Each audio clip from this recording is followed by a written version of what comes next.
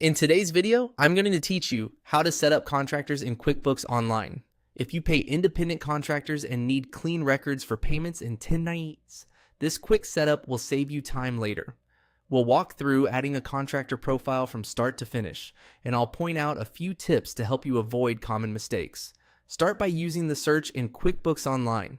In the top area of your screen, place your cursor in the global search bar and type the word contractor. This is the fastest way to jump straight to the contractor tools without digging through menus. As you type, QuickBooks will show shortcuts related to contractors. From the search results, click Add Contractor. This takes you into the contractor section where you can begin creating your first profile. If this is your very first contractor, you'll see a prompt that says Add your first contractor. Go ahead and click that.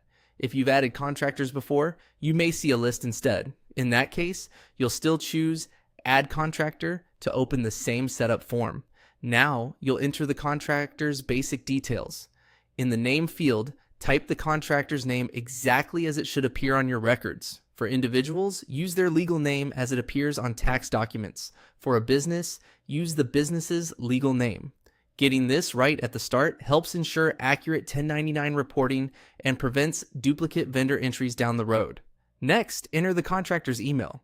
This is important because QuickBooks can use it to send them information and, if you choose later, request details you might need for year-end forms. Double check spelling here. A small typo can prevent messages from going through and slow down onboarding. If you're not sure of the best email to use, confirm it with the contractor before you proceed so your records stay clean. When those details look good, click Add Contractor to save. QuickBooks creates the contractor profile and adds it to your vendor list under contractors. From here, you're ready to start tracking their bills and payments. You can always return to the contractor's profile later to add things like an address, payment preferences, or tax information once you have it. The important part is that the profile now exists, so every payment you record will tie to the right person or business. That's it. You searched for contractor, selected Add Contractor, clicked.